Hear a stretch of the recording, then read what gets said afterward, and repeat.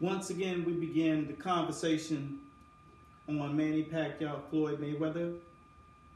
There's been a lot of buzz, and the conversations are leading themselves one way or the other when it comes down to the speculation of what these guys are bringing to this fight. And I don't want to keep going into the same old menage of who's going to win, who's got no, who's not got no.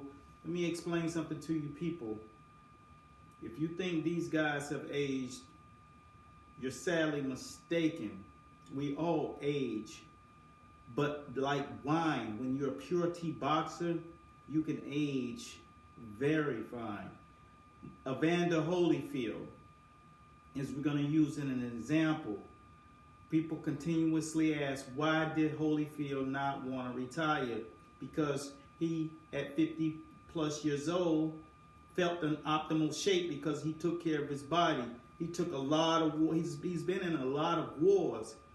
But when you manage your body well, you don't have bad habits, or at least those that affect you in the ring or in your conditioning programs. When you go into camp, you can't fake boxing and be at the top level. Now, you can fake it at the bottom, but you still have become filled with character, because boxing will humble you, and then it'll get you to a point where you realize that you're not invincible.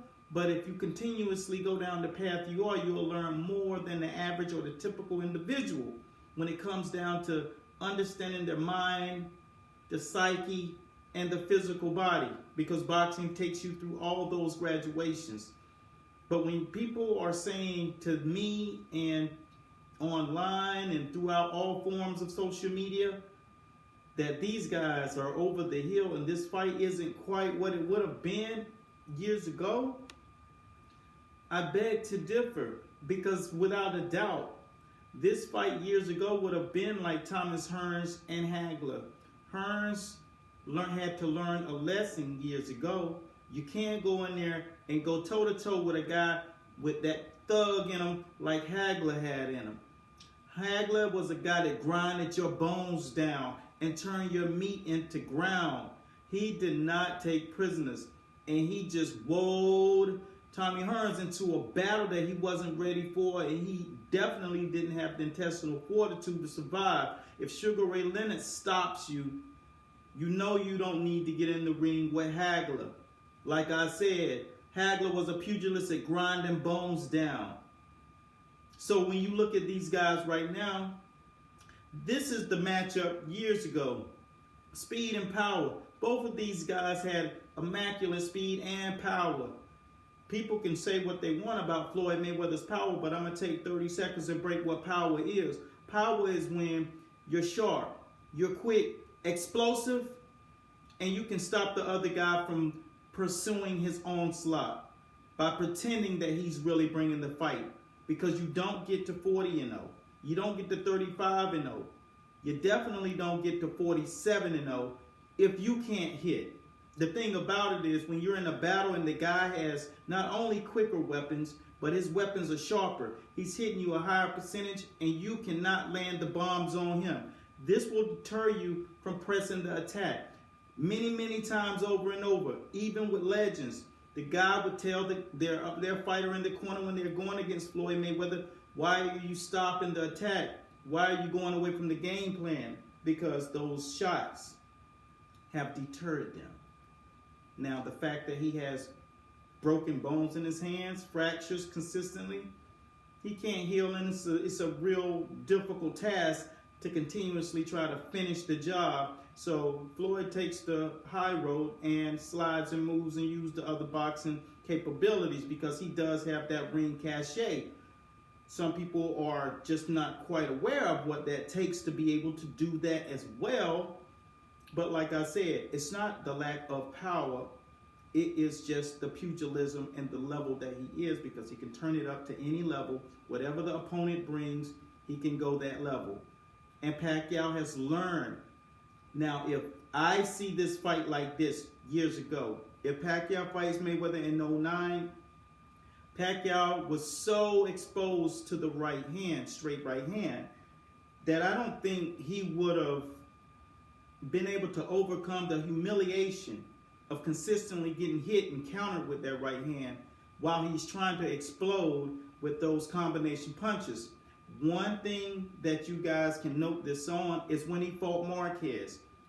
Each time, Marquez continuously countered him, but Marquez threw the combination counter punch. So when Pacquiao would press that attack, Marquez would make the adjustment, counter punch him all night.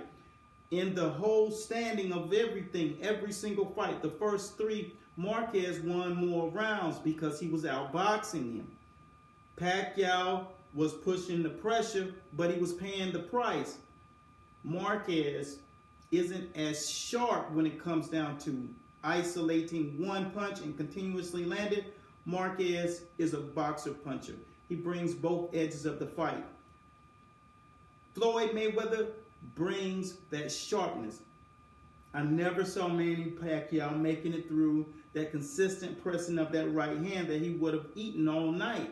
He would have run into that punch continuously. And Floyd will walk you back and walk you down, and Manny can't fight going backwards. Manny does bring a lot of speed, but physical ability does not match up with ring intelligence. Freddie Roach was still instilling into Manny Pacquiao how to deal with fighters at another level. And I think people say Manny is slowed down. He has all the speed that's necessary. So does Floyd, to get in the ring and hit a guy when he doesn't want to be hit. And then when you see this transpire, the first thing that goes through your mind is, they're not old as I thought they were. Sharper, wiser, smarter.